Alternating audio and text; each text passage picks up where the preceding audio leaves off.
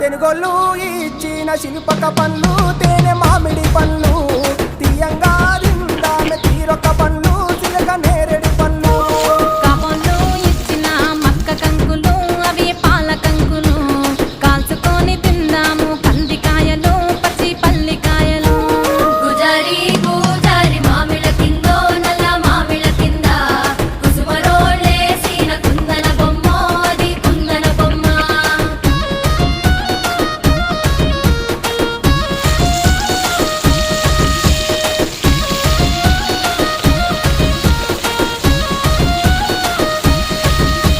బెస్తలు వేసిన పచ్చి చేపలు